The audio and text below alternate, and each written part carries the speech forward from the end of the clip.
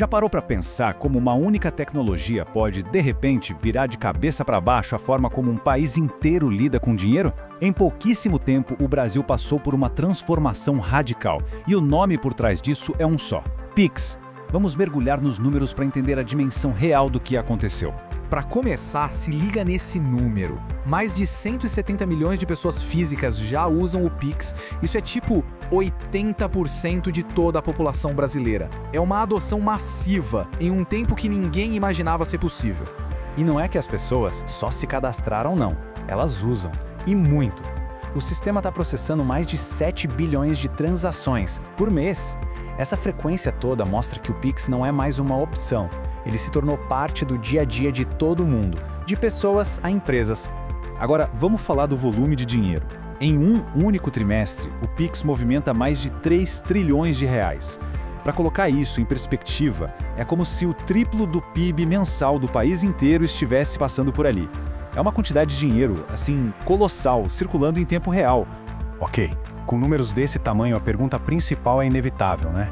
Como é que um sistema de pagamentos conseguiu causar um impacto tão profundo, tão rápido, na economia e na sociedade de um país inteiro?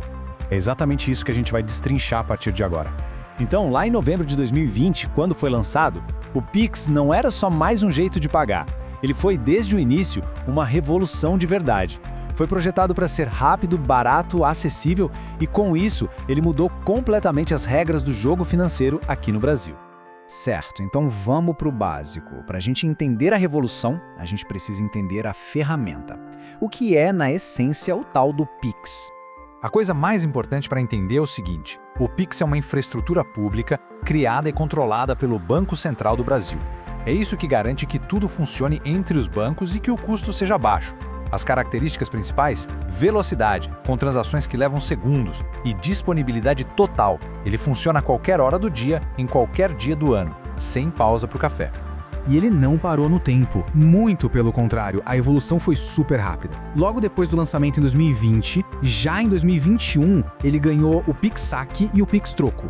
Em 2023, a integração com o Open Finance ficou mais forte, que é aquele sistema que permite compartilhar dados entre bancos, claro, com a autorização da pessoa. E o que vem por aí? Já em 2025, está previsto o Pix automático para facilitar pagamentos recorrentes. Para quem usa, a sensação é de mágica, né? O dinheiro simplesmente some de uma conta e aparece na outra na mesma hora. Mas por trás dessa simplicidade toda, tem uma arquitetura muito, mas muito bem pensada. Vamos dar uma olhada em como isso funciona.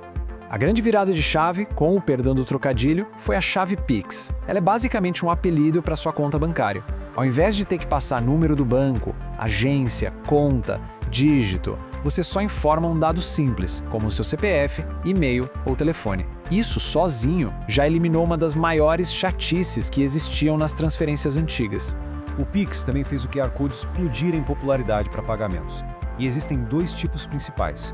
O estático, que é aquele que pode ser usado várias vezes, perfeito para o vendedor de rua ou para receber uma doação.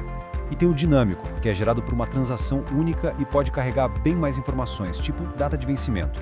Esse é o ideal para o e-commerce e para cobranças mais formais. E aqui está o fluxo por trás da cortina.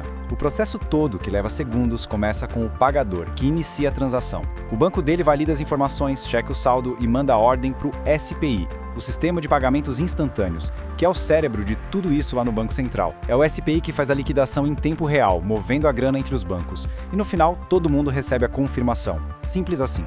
E a diferença fica gritante quando a gente compara com o que tinha antes. Lembra do TED, do DOC? Eram lentos, podiam levar horas ou até o dia seguinte. Tinham um custo por operação e só funcionavam em horário comercial. O Pix chegou e pá! Quebrou todos esses paradigmas.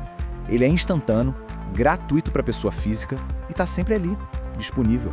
Mas olha só, o Pix evoluiu muito rápido para ser só um jeito de mandar dinheiro para um amigo. O sistema se transformou numa plataforma super robusta com um monte de funcionalidades diferentes. Por exemplo, com o Pix Saque e o Pix Troco, uma loja de bairro pode virar um caixa eletrônico. Já o Pix Cobrança é tipo um boleto 2.0, só que com a confirmação do pagamento na hora.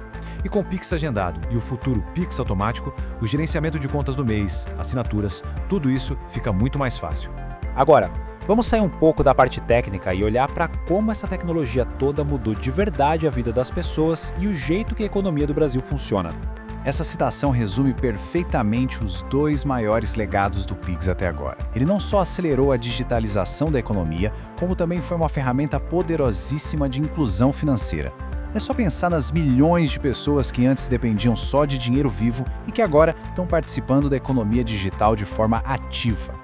A dominância do Pix é total. Em pouquíssimo tempo, ele se tornou o meio de pagamento mais usado no país. De longe. Superou os métodos antigos como TED, DOC e, em muitas situações, até o próprio dinheiro em espécie. A adesão foi simplesmente avassaladora. E para o comércio, então? O impacto foi uma verdadeira transformação. O microempreendedor que vende na praia passou a receber na hora, sem taxa. A grande loja online reduziu custos de transação e simplificou a gestão financeira. Receber na hora mudou o jogo do fluxo de caixa para empresas de todos os tamanhos. É claro que uma mudança desse tamanho não vem sem seus próprios desafios. E o futuro do Pix, bom, ele ainda promete muitas outras novidades. O principal desafio, sem dúvida, continua sendo a segurança, especialmente a luta contra golpes que usam engenharia social. O Banco Central e os bancos estão sempre trabalhando para achar aquele equilíbrio perfeito entre ser super conveniente e, ao mesmo tempo, seguro. E no horizonte já se fala em criar coisas novas como um Pix que funcione até sem internet. E assim, a gente termina com uma provocação. A experiência brasileira, com essa plataforma de pagamentos instantânea, pública e com uma adoção gigantesca, ela virou um case de estudo no mundo inteiro. A grande pergunta que fica no ar é: será que o Pix é o modelo que outros países vão seguir para desenhar o futuro do dinheiro no planeta? Fica aí a reflexão.